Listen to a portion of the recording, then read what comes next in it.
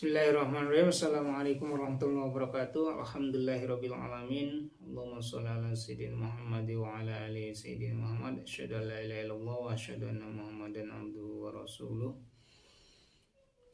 Bapak Ibu dan teman-teman semua, semoga selalu sehat dan diberkahi oleh Allah Subhanahu wa taala. Baik, kita lanjutkan pembacaan kitab Al-Wafa, kesempurnaan pribadi Nabi Muhammad SAW, yaitu kitab karangan Ibnul Jauzi yang diterbitkan oleh Al-Kautsar, dan ini terjemahannya. Kita masuk bab 1 tentang awal masa kenabian Nabi Muhammad SAW. Pemujian nama beliau sejak zaman Nabi Adam alaihissalam. Yang pertama adalah Al-Irbad bin Syariah berkata, Rasulullah SAW bersabda, "Inni indallahi la khatamun nabiyyina wa inna adama lamun jabilun." Saya ulangi ya, inni indallahi la khatamun nabiyyi inni indallahi la khatamun nabiyyina wa inna adama lamun jadilun fi tinati. Sungguhnya aku adalah nabi yang terakhir di sisi Allah pada saat Adam masih bercampur dengan tanah. Hadis riwayat Ibnu Hibban, Al-Hakim, dan Ahmad. Yang kedua, Maisyarah Al-Fajr berkata, aku bertanya wahai Rasulullah SAW, kapankah engkau menjadi nabi? Beliau menjawab, pada saat Adam masih berada antara ruh dan jasad. Hadis riwayat At-Tirmidzi, Ahmad, dan Al-Tabrani. Kemudian Maisyarah berkata, aku bertanya, ya Rasulullah, kapankah engkau menjadi nabi? Beliau menjawab, pada saat Allah SWT menciptakan bumi, beristiwa di langit, menciptakan 7 langit, menciptakan arsy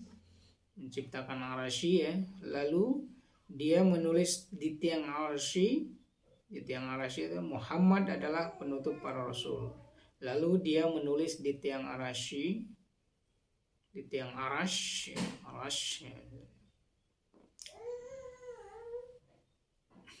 saya ulangi dari awal ya.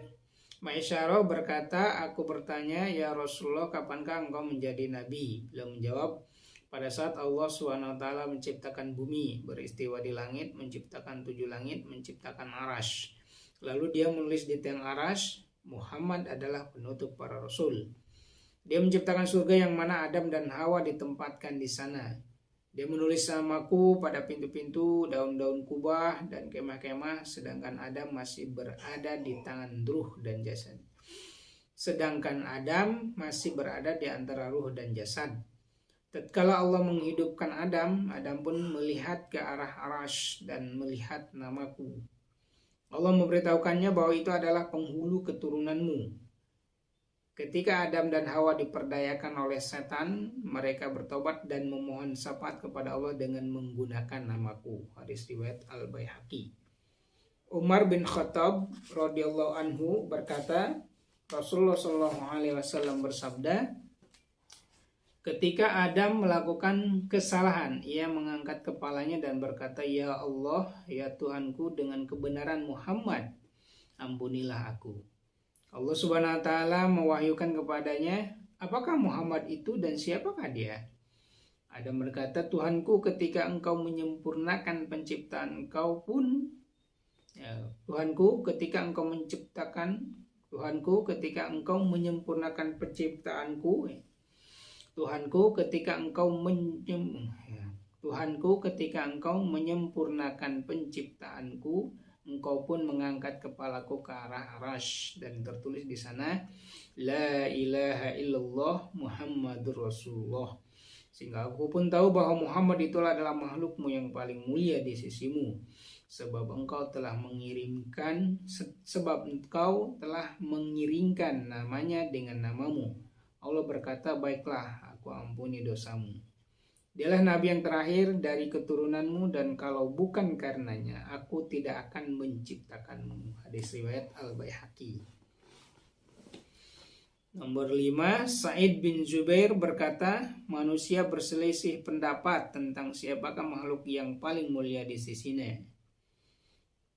Sa'id bin Jubair berkata, manusia berselisih pendapat tentang siapakah makhluk Allah yang paling mulia di sisinya.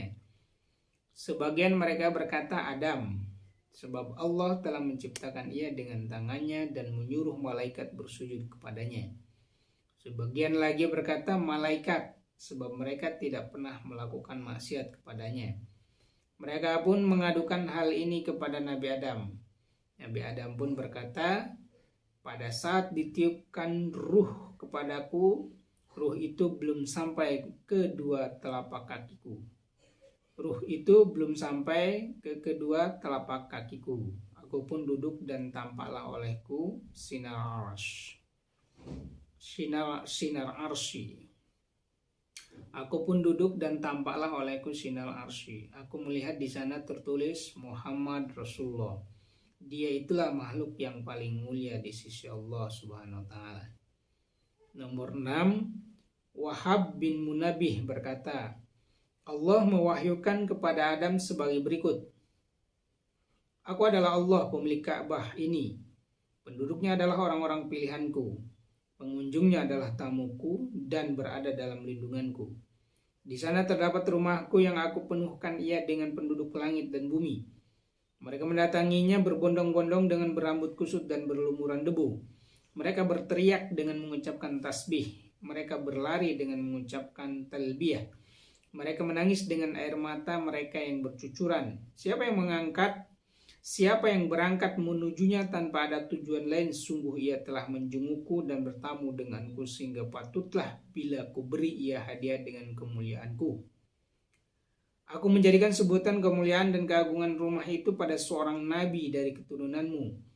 Dialah Muhammad Sallallahu Alaihi Wasallam, penutup para nabi. Aku menjadikan ia sebagai salah satu orang yang mendiami, menjaga, melindungi, dan merawat rumah itu. Siapa yang bertanya tentang diriku pada hari itu, sungguh aku berada bersama orang-orang yang berambut kusut dan berlumuran debu itu, yang menunaikan janji mereka dan menghadap Tuhan mereka. Nomor 7, Ibnu Abbas berkata, Allah Subhanahu wa taala mewahyukan kepada Nabi Isa alaihissalam, kalau bukan karena Muhammad, aku tidak akan menciptakan Adam. Aku telah menciptakan Arsy. Lalu ia pun bergetar sehingga aku tuliskan di atasnya kalimat La ilaha illallah Muhammadur Rasulullah. Ia pun diam. Baik, itu pengantar dari bab 1, yaitu pujian nama beliau sejak zaman Nabi Adam alaihissalam. Nanti kita akan lanjutkan ke nomor berikutnya tentang asal tanah penciptaan beliau. Semoga bermanfaat. Terima kasih. Assalamualaikum warahmatullahi wabarakatuh.